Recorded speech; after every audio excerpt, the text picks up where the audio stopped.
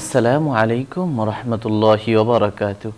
ইন্নাল হামদুলিল্লাহ ওয়াসসালাতু ওয়াসসালামু আলা রাসূলিল্লাহ বা'দ। সম্মানিত দর্শক শ্রোতা, কাছে দূরে, দেশে কিংবা প্রবাসে, যে যেখান থেকে আমাদের দেখছেন শুনছেন, সবাইকে জানাই আন্তরিক শুভেচ্ছা ও অভিনন্দন।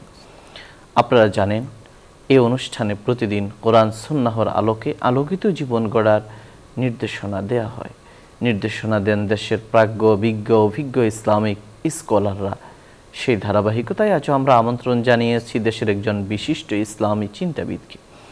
আজ আমাদের সঙ্গে যোগ দিয়েছেন মুফতি নাজির মাহমুদ, সিনিয়র পেশ ইমাম ও খতিব, ঢাকা বিশ্ববিদ্যালয় কেন্দ্রীয় জামে মসজিদ।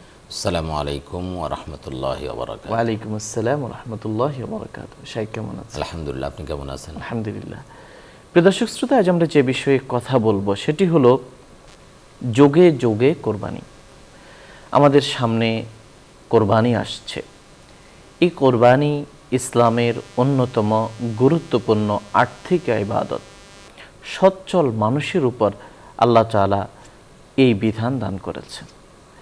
শুধুমাত্র উম্মতে মুহাম্মাদিয়া নয়, শুধুমাত্র মুসলমানদের উপরেই এই কোরবানির বিধান নয়, বরং যোগে যোগে এমনকি আদম আলাইহিস সালাম থেকে শুরু করে অন্যান্য নবীদের আমলেও আল্লাহ রাব্বুল আলামিন এই কোরবানি, প্রাণ উৎসর্গের বিধান দিয়েছিলেন। সুতরাং কোরবানি নিছকই কোনো ইবাদত নয় যা কেবল উম্মতে মুহাম্মাদিয়ার জন্য প্রযোজ্য, বরং কোরবানি করার নির্দেশ দেওয়া হয়েছিল অতীতের অন্যান্য নবীদেরকেও এবং তাদের উম্মতদেরকেও। আসুন আমরা কোরবানির এই দিনগুলোতে, যখন কোরবানি নিয়ে আলোচনা চলছে, যখন আমরা কোরবানি করার জন্য মানসিকভাবে প্রস্তুতি নিচ্ছি, সেই সময়ে কোরবানির ইতিহাস থেকে একটু চোখ বুলিয়ে আসি। আর দেরি না করে আমরা আমাদের সম্মানিত অতিথির কাছ থেকে শুনব যোগে যোগে কোরবানি। আলহামদুলিল্লাহি রাব্বিল আলামিন, ওয়াসসালাতু ওয়াসসালামু আলা আশরাফিল আমবিয়া ওয়াল মুরসালিন ওয়া আলা আলিহি ওয়া সাহবিহি আজমাইন। ওয়া বা'দ। فقد قال الله تعالى في التنزيل العزيز وفرقانه الحميد: أعوذ بالله من الشيطان الرجيم، بسم الله الرحمن الرحيم، إنا أعطيناك الكوثر فصل لربك وانحر إن شانئك هو الأبتر। صدق الله العظيم। আপনাকে আন্তরিক অভিনন্দন জানাচ্ছি যে আপনি চমৎকার একটি বিষয়ের অবতারণা করেছেন। আসলে তো আমরা কোরবানি করি প্রতি বছরই, কিন্তু এর ইতিহাসটা আমাদের জানা খুব জরুরি। কোরবানি শব্দটা শুনলেই আমাদের সবার মনে একটা দৃশ্যপট ভেসে ওঠে, সেটা হলো যে ত্যাগ করা।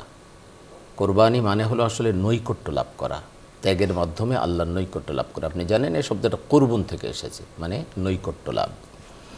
আল্লাহ রাব্বুল আলামিন মানুষকে কিছু পরীক্ষা করেন, সেই পরীক্ষার মাধ্যমে আল্লাহর নৈকট্য লাভ করার জন্য আল্লাহ রাব্বুল আলামিন বিশ্বনবী রাসূল মুহাম্মদ রাসূলুল্লাহ সাল্লাল্লাহু আলাইহি ওয়াসাল্লামকে আদেশ করছেন, ইন্না আ'তাইনাকাল কাউসার ফাসাল্লি লিরাব্বিকা ওয়ানহার। আপনি আপনার রবের জন্য সালাত আদায় করুন আর কোরবানি করুন। নাহার বলা হয়, ওয়ানহার। তো এই কোরবানির ব্যাপারে নির্দেশ করা হয়েছে। আমরা বর্তমানে যে কোরবানি করি, এটা মুসলিম জাতির পিতা ইব্রাহিম আলাইহিস সালাম থেকে, এটা আসলে আমরা সেই জায়গা থেকে করি, কিন্তু তার আগে কোরবানি ছিল। কোরবানির এই প্রচলন শুরু হয় আদি পিতা, সমস্ত মানব জাতির আদি পিতা, পৃথিবীর প্রথম মানব হযরত আদম আলাইহিস সালাম এবং হাওয়া আলাইহিস সালামের পুত্র হাবিল এবং কাবিলের থেকে, এখান থেকে প্রথমত শুরু হয়। এই ব্যাপারে আল্লাহ পাক সূরা মায়েদার মধ্যে বলছেন, উতলু আলাইহিম নাবা ইবনাই আদম বিল হক ইদ কাররাবা কুরবানান ফাতাকুব্বিলা মিন আহাদিহিমা। যে হে রাসূল, আপনি আপনার জাতিকে তেলাওয়াত করে শোনান, তাদেরকে বর্ণনা করে শোনান। উতলু আলাইহিম নাবা ইবনাই আদম বিল হক, প্রকৃত ঘটনা, আদমের দুই পুত্রের প্রকৃত ঘটনা আপনি আপনার জাতিকে শুনিয়ে দিন।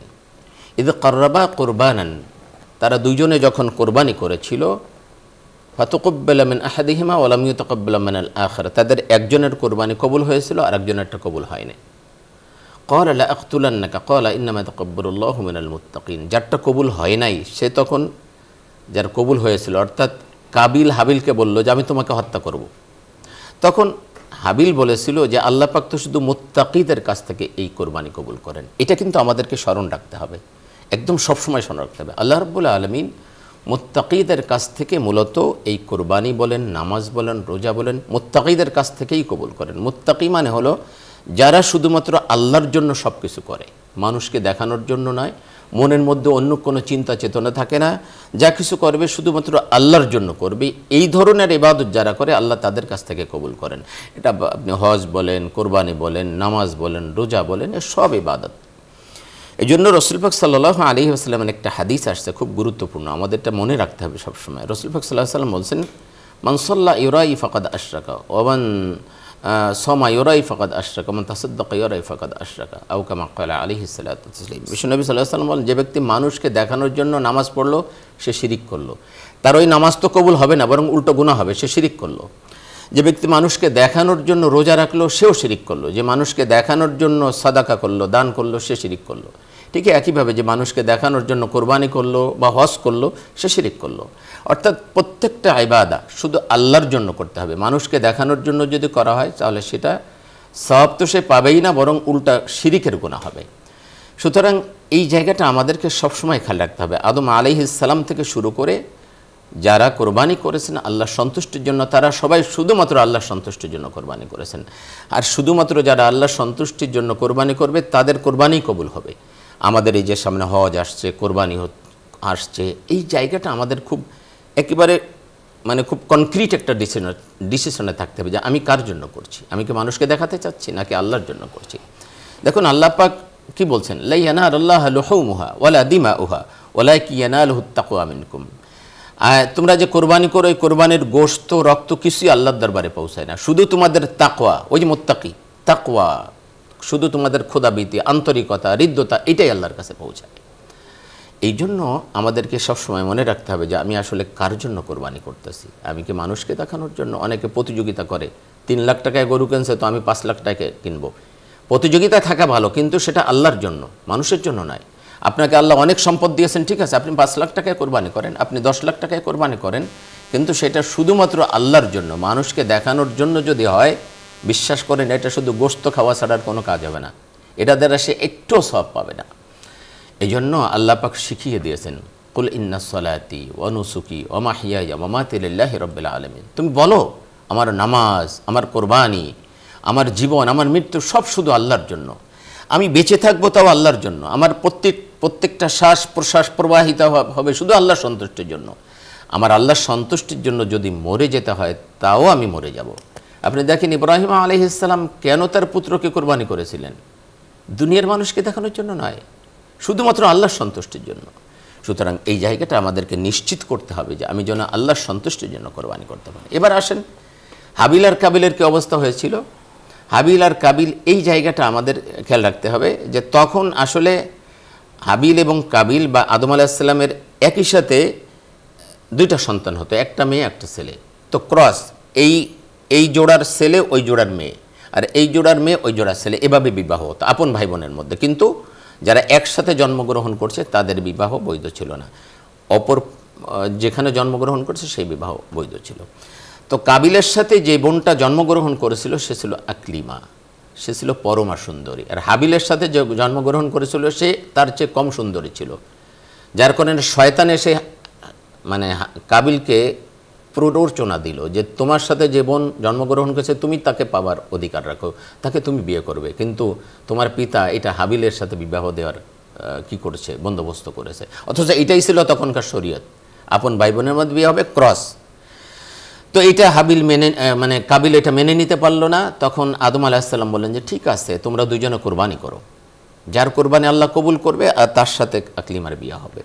তো হাবিল সাধারণত পশু পালন করতেন, সেই জন্য তিনি তার একটা খুব হৃষ্টপুষ্ট একটা দুম্বা আল্লাহর সন্তুষ্টির জন্য তিনি কোরবানি করলেন। আর কাবিল করতো চাষাবাদ করতো। চাষাবাদ কিন্তু নতুন কিছু না, পশুপালন নতুন কোনো ব্যাপার না, এটা নবীগণ করেছেন অনেক পূর্ব থেকে। একদম প্রথম মানব আদম আলাইহিস সালাম এবং তার সন্তানের এটা করেছেন। আদম আলাইহিস সালাম একজন কৃষক ছিলেন, আদর্শ কৃষক ছিলেন। সুতরাং তারা দুজনে কোরবানি করলো। তখনকার নিয়ম ছিল যার কোরবানি কবুল হবে তো আসমান থেকে আগুন এসে তার ওই কোরবানিকে ভস্ম করে দিত। তো দেখা গেল যে দুজনে কোরবানি করে এক মাঠের মধ্যে রেখে দিয়েছে। তো হাবিল যে কোরবানি করেছে, পশু কোরবানি করেছে, এটা আসলে আল্লাহর সন্তুষ্টির জন্য ছিল, এই জন্য উপর থেকে আগুন এসে এটাকে ভস্ম করে দিল। আর কাবিল যে কোরবানি করেছিল সেটা ছিল হিংসার বশবর্তী হয়ে, সে তার মানে বোনকে পাওয়ার জন্য এটা করেছিল, এই জন্য এটা আগুনে স্পর্শ করে নাই। তখন কাবিল আরও ক্ষিপ্ত হয়ে গেল এবং ভাইকে বলল যে আমি তোমাকে হত্যা করব, যেটা কোরআনে বলা হয়েছে, ইদ কাররাবা কুরবানান ফাতুকুব্বিলা মিন আহাদিহিমা ওয়া লাম ইতাকাব্বাল মিনাল আখার। তারা দুজনে কোরবানি করলো, একজনেরটা কবুল হলো, একজনেরটা কবুল হলো না। যারটা কবুল হলো না অর্থাৎ কাবিলেরটা, সে তার ভাইকে বলল আমি তোমাকে হত্যা করব। এই পৃথিবীর প্রথম হত্যা এই কাবিলের মাধ্যমে শুরু হয়। এই জন্য পৃথিবীতে যত হত্যা হবে তার একটা গুনাহের অংশ কাবিলের আমলনামায় যুক্ত হবে। কোনো খারাপ কাজ যদি পৃথিবীতে কেউ চালু করে, ওই খারাপ কাজ পৃথিবীতে যতদিন হবে ওই খারাপ কাজ যে শুরু করেছিল তার আমলনামায় কিন্তু একটা অংশ যোগ হবে। কি সাংঘাতিক কথা। ঠিক একইভাবে পৃথিবীতে যদি কেউ কোনো ভালো কাজ চালু করে, এই ভালো কাজ কিয়ামত পর্যন্ত যত মানুষ করবে, ওই মানুষগুলো ওই ভালো কাজ করে যত সওয়াব পাবে তত পরিমাণ সওয়াব ওই ব্যক্তির আমলনামায় যোগ হবে। এই জন্য আমরা সবসময় ভালো কাজ যেন করতে পারি সে ব্যাপারে আমাদেরকে সবসময় সচেতন থাকতে হবে, সচেষ্ট থাকতে হবে। আসেন কোরবানির ব্যাপারে, এইভাবে গেল কোরবানি। এরপরে আমরা জানি যে কাবিল হাবিলকে হত্যা করেছিল। যাক, সে ইতিহাসের দিকে আমরা যাচ্ছি না। এরপরে যদি আমরা দেখি নূহ আলাইহিস সালামের সময় সমস্ত পৃথিবী প্লাবিত হয়ে গেল। পৃথিবীতে প্লাবিত হয়ে গেল। নূহ আলাইহিস সালাম শুধুমাত্র ৮২ জন মানুষ নিয়ে কিস্তিতে উঠেছিলেন। আল্লাহ পাক যে কিস্তি বানাতে বলেছিলেন সে কিস্তিতে উঠেছিলেন এবং প্রত্যেক জাতের একটা করে এক জোড়া করে পশু পাখি এই কিস্তিতে ছিল। পরবর্তীতে যখন তিনি কিস্তি থেকে নামলেন, নামার পরে আল্লাহর জন্য কোরবানি করলেন। এই কোরবানি কী ছিল? প্রত্যেক পশু পাখি থেকে একটা করে জবাই করে কোরবানির একটা জায়গা নির্ধারণ করা হলো। একটা জায়গা আল্লাহ বলছেন লিকুল্লি উম্মাতিন জাআলনা মানসাকাল লিয়াযকুরু ইসমাল্লাহি আলা মা রাযাকাহুম মিন বাহিমাতিল আনআম। আমি প্রত্যেক জাতির জন্য কোরবানির একটা জায়গা নির্ধারণ করেছি বা কোরবানি নির্ধারণ করেছি, তারা যেন এই কোরবানি করার সময় আল্লাহর নাম স্মরণ করে। লিকুল্লি উম্মাতিন জাআলনা মানসাকাল লিয়াযকুরু ইসমাল্লাহি আলা মা রাযাকাহুম মিন বাহিমাতিল আনআম। আনআম বা চতুষ্পদ জন্তু যখন তারা কোরবানি করবে তারা যেন বেশি বেশি আল্লাহর কথা স্মরণ করে, আল্লাহকে স্মরণ করে। যাই হোক, একটা কোরবানির জায়গা নির্ধারণ করলেন নূহ আলাইহিস সালাম এবং সেখানে সব প্রজাতির পশু পাখি সেখানে তিনি কোরবানি করলেন। এটা ছিল নূহ আলাইহিস সালামের কোরবানি। আর আমরা যে কোরবানি করি এটা তো ঐতিহাসিক একটি ঘটনা। আমরা জানি, আপনি শুরুতে বলেছেন কোরবানি নিছক আমাদের উপরে কোনো ইবাদত না, এটা ঐতিহাসিক একটা ইবাদত। কোরবানি এবং হজ এটা ঐতিহাসিক ইবাদত। আর একটা জিনিস আমাদের মনে রাখা দরকার, সেটা হলো ইসলামের মৌলিক যে ইবাদত এটা কিন্তু সব উম্মতের উপরে ছিল। ইসলামী মৌলিকভাবে যেগুলো হারাম করা হয়েছে সেগুলো সব উম্মতের জন্য হারাম ছিল। চুরি, ডাকাতি, জিনা, ব্যভিচার। অর্থাৎ মৌলিক ইবাদতের ক্ষেত্রে আসমানি ধর্মগুলোর মধ্যে একটা মেলবন্ধন অবশ্যই এটা আছে। আবার যেটা হারাম সেটারও একটা মেলবন্ধন রয়েছে। সুতরাং এটা সব উম্মতের জন্য এটা ছিল। তো ইব্রাহিম আলাইহিস সালামের কোরবানিটা ছিল অভিনব এবং অত্যন্ত আসলে কোরবানি, মানে যেটাকে সম্পূর্ণ স্যাক্রিফাইস বলা হয়। আপনি জানেন ইব্রাহিম আলাইহিস সালাম তার স্ত্রী বন্ধা ছিলেন, তার কোনো সন্তান হচ্ছিল না। ৮০ বছরের পরে ইব্রাহিম আলাইহিস সালামের বয়স যখন ৮০, কোনো রেওয়ায়তে আসছে তার বয়স যখন ১০৮ বছর, তখন ইসমাইল আলাইহিস সালাম জন্মগ্রহণ করলেন। আল্লাহ রাব্বুল আলামিন এখানে একটা কোরবানি তার কাছ থেকে নিলেন। এই যে শুধু কোরবানি না, তার আগের কোরবানি কি?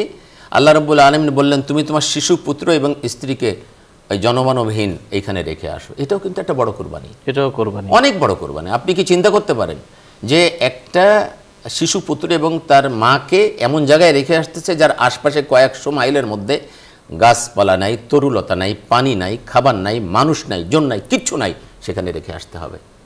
এটা কি সম্ভব? এটা কোনো মানুষের পক্ষে সম্ভব ছিল না। ইব্রাহিম আলাইহিস সালামের পক্ষেও সম্ভব ছিল না যদি তিনি নবী না হতেন। ইব্রাহিম আলাইহিস সালামের পক্ষেও এটা সম্ভব হতো না যদি এটা আল্লাহর আদেশ না হতো।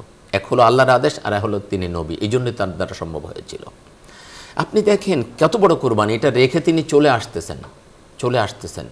বিবি হাজেরা বললেন আপনি যে এখানে আমাদেরকে রেখে যাচ্ছেন, একটু পানি, মশকে একটু পানি রেখে আর এই আমাদের এক সামান্য কিছু খেজুর রেখে চলে যাচ্ছেন, এটা কি আপনার ফয়সালা নাকি আল্লাহর ফয়সালা? তিনি বললেন যে এটা আল্লাহর ফয়সালা। বলে ঠিক আছে আপনি যান, যেই আল্লাহ এখানে আমাদেরকে রাখার জন্য নির্দেশ করেছেন ওই আল্লাহ আমাদেরকে ধ্বংস করবেন না। আল্লাহু আকবার। মানে কত বড় তাওয়াক্কুল ছিল নবীর মা, নবীর স্ত্রী, আল্লাহর উপর কতটা তাওয়াক্কুল ছিল। ইব্রাহিম আলাইহিস সালামের স্ত্রী এবং ইসমাইল আলাইহিস সালামের মতো একজন নবীর মা, তার কতটা তাওয়াক্কুল ছিল আল্লাহর উপরে। এই তাওয়াক্কুলটা আমাদের জীবনে খুব জরুরি এবং কোরবানি আমাদেরকে সেই কথাগুলো স্মরণ করিয়ে দেয়, স্যাক্রিফাইস স্মরণ করিয়ে দেয়। এই যে কোরবানি, এটা তো বড় একটা কোরবানি। এরপরে এই সন্তান যখন ইসমাইল আলাইহিস সালাম যখন 13-14 বছর বয়স, তাফসিরে এসেছে কেউ বলেছেন 13 বছর, কেউ বলেছেন 16 বছর, অর্থাৎ বাবার সাথে এদিক সেদিক চলাফেরা করতে পারে, বাবার কিছু উপকার করতে পারে। এই বয়সে যখন উপনীত হলো, আল্লাহ পাক আর একটা পরীক্ষা নিলেন। ইব্রাহিম আলাইহিস সালামকে এইভাবে ছোট বড় 30টা পরীক্ষা করা হয়েছে, আগুনের মধ্যে ফেলা হয়েছে, স্ত্রী সন্তানকে মানে মরুভূমির মধ্যে রেখে আসতে বলা হয়েছে, সন্তানকে কোরবানি করতে বলা হয়েছে। এইভাবে কমপক্ষে 30টা পরীক্ষা ইব্রাহিম আলাইহিস সালামকে করা হয়েছে। প্রত্যেকটা পরীক্ষায় তিনি একদম 100তে 100 পেয়ে পাশ করেছেন। এরপরে আল্লাহ বলছেন, ইব্রাহিম আমি তোমাকে জাতির নেতা বানিয়ে দিলাম। আল্লাহু আকবার। নেতা হতে গেলে এই ধরনের আল্লাহ রাব্বুল আলামিনের সন্তুষ্টি অর্জন করতে হয়। প্রত্যেক জায়গায় আল্লাহর পরীক্ষা দিয়ে আল্লাহ রাব্বুল আলামিনের সন্তুষ্টি অর্জন করতে হয়। ইব্রাহিম আলাইহিস সালামের এই সন্তান যখন এরকম চতুর্দিকে চলাফেরা করতে শিখছে, আল্লাহ পাক স্বপ্নে দেখালেন ইব্রাহিম আলাইহিস সালাম ইসমাইল আলাইহিস সালামকে কুরবানি করতেছেন। আপনি জানেন, ওয়াকালা ইন্নী যাহিবুন ইলা রাব্বি সাইয়াহদিন রব্বি হাবলি মিনাস সালিহিন ফাবাশশারনাহু বিগুলামিন হালিম। আল্লাহর কাছে ইব্রাহিম আলাইহিস সালাম দোয়া করলেন, আল্লাহ আপনি আমাকে একটা নেক সন্তান দান করুন। আল্লাহ বললেন, আমি তোমাকে একটা ধৈর্যশীল সন্তানের সুসংবাদ দিলাম। উনি চাইছেন নেক সন্তান, আর আল্লাহ বললেন তোমাকে ধৈর্যশীল সন্তানের সুসংবাদ দিলাম। এই সন্তান এতটাই ধৈর্যশীল ছিলেন, পৃথিবীর ইতিহাসে এমন ধৈর্যের পরাকাষ্ঠা কেউ প্রদর্শন করতে পারে নাই। এতটা ধৈর্যশীল ছিলেন। নিজেকে কোরবানি করার জন্য তিনি সঁপে দিয়েছেন, বাবা আপনি আমাকে কোরবানি করেন, আল্লাহ যে আদেশ করেছেন সেটা আপনি পালন করেন। আপনি চিন্তা করতে পারেন কেমন সন্তান। এবং কি বলেছেন, ইব্রাহিম আলাইহিস সালাম বলছেন যে ফালাম্মা বালাগাহু মাআহু সাইয়া ক্বালা ইয়া বুনাইয়া ইন্নী আরা ফিল মানাম আন্নী আযবাহুকা ফানজুর মাযা তারা। হে সন্তান, আমি স্বপ্ন দেখলাম যে আমি তোমাকে কোরবানি করতেছি। স্বপ্নে দেখছে তো সাধারণ ছেলে হলে বলতো আপনি কি স্বপ্নে দেখছেন, এটা কোনো ব্যাপার হলো? স্বপ্নে দেখলে কি হবে? এখানে পিতা পুত্রের দুইজনের পরীক্ষা ছিল। পিতারও পরীক্ষা ছিল যে তোমাকে আমি স্বপ্নে দেখালাম। আল্লাহ পাক ডাইরেক্ট কিন্তু হুকুম দেন নাই, স্বপ্নে দেখাচ্ছেন। কিন্তু নবীদের স্বপ্নটাও কিন্তু ওহী, এটা ইসমাইল আলাইহিস সালাম জানতেন। পরবর্তী আয়াতে সেটা তিনি বলছেন। কি বলছেন? ক্বালা ইয়া আবাতি ফাআল মা তুমার। হে পিতা, আপনি যেটা আদিষ্ট হয়েছেন ওইটা করেন। মানে স্বপ্ন যে আদেশ আল্লাহর, এটা ইসমাইল আলাইহিস সালাম জানতেন যে আমার বাবা নবী, সুন্দর স্বপ্নে যেটা দেখেন এটাও কিন্তু আদেশ। আল্লাহু আকবার। তো ইব্রাহিম আলাইহিস সালামকে আল্লাহ পরীক্ষা করলেন যে সরাসরি আদেশ না দিয়ে স্বপ্নে দেখালেন যে দেখি আমার বন্ধু কি করে, আমাকে বেশি ভালোবাসে নাকি সন্তানকে বেশি ভালোবাসে। আল্লাহ পাক তো জানেন যে আমার খলিল আমাকেই সবচেয়ে বেশি ভালোবাসে।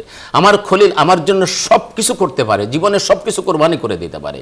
কিন্তু কেন তিনি এটা করলেন? দুনিয়ার মানুষকে দেখানোর জন্য, দুনিয়ার মানুষ যেন দেখে যে তোমরা যদি আল্লাহর ভালোবাসা পেতে চাও, তোমরা যদি আল্লাহর ভালোবাসা অর্জন করতে চাও, আল্লাহর জন্য কোরবানি করো। আল্লাহ পাক যখন যেটা বলছেন সেটা কোরবানি করো। তোমাকে ঘুম থেকে উঠে ফজরের নামাজ পড়তে বলছেন, কোরবানি করো, ঘুমকে কোরবানি করে দাও। তোমাকে হালাল ইনকামের ব্যাপারে নির্দেশ দেওয়া হয়েছে, তুমি হারামকে বর্জন করো, কোরবানি করো। এখানে তোমাকে সৎভাবে জীবনযাপনের জন্য বলা হয়েছে, তুমি কোরবানি করো। অসৎ পথ তোমাকে বারবার ডাকবে, সেখানে তোমাকে এটাকে কোরবানি করতে হবে। তোমাকে আল্লাহ সম্পদ দিয়েছেন, তুমি পশু কিনে কোরবানি করো। তোমাকে আল্লাহ আরও সম্পদ বেশি দিয়েছেন, তুমি হজে যাও, টাকা কোরবানি করো। এইভাবে আল্লাহ পাক মানুষদেরকে পরীক্ষা করছেন যে দেখো আমার বন্ধু যারা হতে চায়, যারা আমার ভালোবাসা পেতে চায়, যারা আমার নৈকট্য লাভ করতে চায়, তারা জীবনের প্রতিটি ক্ষেত্রে পরতে পরতে আল্লাহর জন্য কোরবানি করে থাকে। ইব্রাহিম আলাইহিস সালামকে শুধুমাত্র ইশারা করলেন আল্লাহ স্বপ্নের মাধ্যমে। ইব্রাহিম আলাইহিস সালাম সন্তানকে বললেন যে বাবা আমি তো তোমাকে এভাবে কোরবানি করতে স্বপ্ন দেখেছি, তোমার মতামত কি? মতামত কেন চাইলেন? মানে হুট করে যদি কোরবানি করতে যায় তাহলে একটা বিশৃঙ্খলা দেখা দিতে পারে। এই জন্য সন্তানকে আগে থেকে প্রস্তুত করলেন। সন্তানও সেই রকম সন্তান, সাথে সাথে বললেন ইয়া আবাতি ফাআল মা তুমার। হে পিতা, আপনি যেটা দেখেছেন, আপনি যেটা আদিষ্ট হয়েছেন আল্লাহর পক্ষ থেকে সেটা আপনি করেন। সাতাজিদুনি ইনশাআল্লাহু মিনাস সাবিরিন। ইনশাআল্লাহ আপনি আমাকে ধৈর্যশীলদের অন্তর্ভুক্ত পাবেন। দেখুন এইখানে আরও কি মানে বিনয়ের পরিচয় দিলেন ইসমাইল আলাইহিস সালাম। তিনি এই কথা বলেন নাই যে আমি ধৈর্যশীল থাকব, তিনি বলছেন যে ইনশাআল্লাহ আপনি আমাকে ধৈর্যশীলদের অন্তর্ভুক্ত পাবেন। এখানে দুইটা বিষয়, একটা হলো সমস্ত ব্যাপারটা আল্লাহর উপর ছেড়ে দিয়েছেন ইনশাআল্লাহ, এইটা হলো বিনয়ের চরম পরাকাষ্ঠা প্রদর্শন। আর একটা হলো যে আপনি আমাকে ধৈর্যশীলদের অন্তর্ভুক্ত পাবেন। মানে আমি একাই ধৈর্যশীল না, পৃথিবীর ইতিহাসে আরও অনেক ধৈর্যশীল ছিল, আছে এবং থাকবে। নিজেকে একেবারে আল্লাহর উপর কি করেছেন, ছেড়ে দিয়েছেন যে না আমি একাই ধৈর্যশীল না। এত বড় কোরবানি করতেছে, নিজেকে উৎসর্গ করে দিচ্ছে, তারপরেও তার মধ্যে কোনো রকম অহংকার নাই, বিনয় আর বিনয়। এজন্য ইবাদত করে অহংকার করা, ইবাদত না করা, তার চেয়ে ইবাদত না করা ভালো। কারণ ইবাদত করে যদি কেউ অহংকার করে তাহলে ইবাদত তো ধ্বংস হয়ই, বরং তার আরও গুনাহ হয়। এই জন্য ইবাদত আমরা করব কোনো রকম অহংকার যেন না থাকে, অহংকার মুক্ত, যেমন ইসমাইল আলাইহিস সালাম করেছিলেন, অহংকার মুক্ত ইবাদত বন্দেগী করা। এজন্য আমরা অনেকে আছি যে নামাজ পড়ি, রোজা রাখি, নিজেকে খুব গর্ববোধ করি, আর যে নামাজ পড়ে না তাকে তুচ্ছ। এবং সমাজের মধ্যে গরু, বড় গরু কোরবানি দেওয়া নিয়ে একটি বড় ধরনের প্রতিযোগিতা আমরা খেয়াল করি, বা অনেকে বলে যে আমি এত বড়, এই এলাকার বড় গরুটাই আমি কোরবানি দেব। এটা হলো দুইটা কিছু, একটা হলো অহংকার আর একটা হলো মানুষকে দেখানো।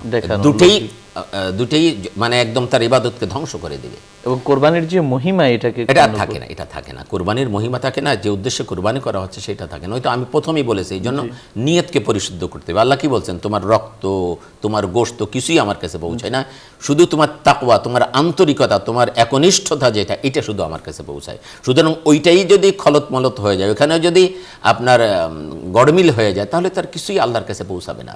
এই জন্য নিয়তটাকে পরিশুদ্ধ করতে হবে, যে না আমি শুধুমাত্র আল্লাহর জন্য, এই তাকওয়া থাকতে হবে। তবে এখানে আমরা আপনার কাছ থেকে একটি বিষয় জানতে চাই, যেমনটা আপনি বলছিলেন যে যুগে যুগে এই কোরবানিটা ছিল, কিন্তু এখন আমরা শুধুমাত্র পশু বা নির্দিষ্ট কিছু পশু, উট, তারপর আমরা দুম্বা, ভেড়া, বকরি, গরু ইত্যাদি, এগুলোর কোরবানি করার ব্যাপারে, মহিষ, এগুলো এটা কেন আসলো? এটা 6 প্রকার, আপনি চমৎকার বলেছেন, 6 প্রকার পশু এটা কোরবানি করতে হয়। ইসমাইল আলাইহিস সালামকে যখন কোরবানি করা হলো, আপনি জানেন আল্লাহ রাব্বুল আলামিন এই আয়াতে, সাফফাতের আয়াতগুলোতে আল্লাহ বলছেন যে ফালাম্মা বালাগা ইয়া আবাতি ফাআল মা তুমার সাতাজিদুনি ইনশাআল্লাহ মিনাস সাবিরিন। ফালাম্মা আসলামা ওয়া তাল্লাহু লিল জাবিন, ফালাম্মা আসলামা, তারা উভয়ে যখন কি হলো, এই সিদ্ধান্তে উপনীত হলো যে বাবা সন্তানকে কোরবানি করবে, আর সন্তান এই সিদ্ধান্তে উপনীত হলো যে সে কোরবানি হবে। এই সিদ্ধান্তে যখন উপনীত হলো, ফালাম্মা আসলামা ওয়া তাল্লাহু লিল জাবিন, তখন সন্তানকে জাবিন বলা হয়, এটাকে পার্শ্বদেশ করে শোয়ানো হলো, এই দুই পাশে এটাকে জাবিন বলা হয়, এখানে শোয়ানো হলো এটার উপরে। আল্লাহু আকবার, মানে মনে পড়লে শিহরে উঠতে হয়। ফালাম্মা আসলামা ওয়া তাল্লাহু লিল জাবিন অনাদাইনাহু আইয়া ইব্রাহিম, যখন জবাই করতে শুরু করলো, আল্লাহ রাব্বুল আলামিন ডাক দিয়ে বললেন, ইব্রাহিম তুমি তো স্বপ্নকে বাস্তবায়ন করেছো। এইভাবে আল্লাহ রাব্বুল আলামিন যারা নেক বান্দা তাদেরকে প্রতিদান দেন। কি প্রতিদান দেন? ইব্রাহিম আলাইহিস সালাম যখন সন্তানকে কোরবানি দেওয়ার জন্য নিয়ে রওনা দিলেন, ইতিহাসটা আমাদের জানা দরকার। বিবি হাজেরাকে বললেন, তোমার সন্তানকে ভালো করে কি করে দাও, সাজগোজ করে দাও। আমাদের সময় নেই, একেবারে সংক্ষেপে রওনা দিলেন তো মিনায় নিয়ে গেলেন। মিনায় যাওয়ার পথে দেখলেন 3টা হাজিরা গেলে 3টা শয়তানকে পাথর মারতে হয়। শয়তান তাকে ওয়াসওয়াসা দিল ইসমাইল আলাইহিস সালামকে, যে তোকে তো কোরবানি করতে, তোকে জবাই করতে নিচ্ছে। বললেন যে আব্বাস আমাকে এরকম ওয়াসওয়াসা দিচ্ছে, কই যে এটা শয়তান, তুমি তাকে পাথর মারো। এই পাথর মারা হলো। তো এইটা আল্লাহর কাছে এত পছন্দ হয়েছে, যত হাজি সাহেবরা যায় সবার উপরে এটা পাথর মারাটা ওয়াজিব হয়ে গিয়েছে। এটা হলো প্রত্যেকই একটা ঘৃণা শয়তানকে জানানো, এটা হাজি সাহেবরা করে থাকেন। যাই হোক, এরপরে যখন কোরবানির জন্য নেওয়া হলো, তিনি কোরবানি করতেছেন তো কাটতেছেন না। বলো বাবা যান আপনি একটু চোখটা বেঁধে নেন, আপনি আসলে মায়ায় মহাব্বাতে আপনি ছুরির উল্টা দিক দিয়ে হয়তো আমাকে কোরবানি করতেছেন। যখন চোখ বেঁধে কোরবানি করা শুরু করলেন, কোরবানি হয়ে গেছে। চোখ তুলে দেখেন যে ইসমাইল আলাইহিস সালাম পাশে দাঁড়িয়ে আছেন, আর একটা দুম্বা কোরবানি হয়ে গেছে। আল্লাহ রাব্বুল আলামিন জান্নাত থেকে জিবরিল আমিনকে বললেন, দ্রুত যাও, আমার হাবিব, আমার বন্ধু, আমার খলিল দেখো কি করতেছে, তুমি দ্রুত যাও, সেখানে একটা দুম্বা দিয়ে দাও। তো দুম্বা কোরবানি হয়ে গেল, ইসমাইল আলাইহিস সালাম জীবিত ছিলেন। আল্লাহ বলছেন এভাবেই আল্লাহ পাক কি করেন, যারা মুমিন ব্যক্তি তাদেরকে প্রতিদান দিয়ে থাকেন। প্রতিদান হলো ইসমাইলের পরিবর্তে একটা পশু জবাই হয়ে গেল। এরপরে এই পশু জবাইয়ের এই রীতি চলে আসছে, 6 ধরনের পশু দিয়ে, গৃহপালিত পশু দিয়ে কোরবানি করতে হবে।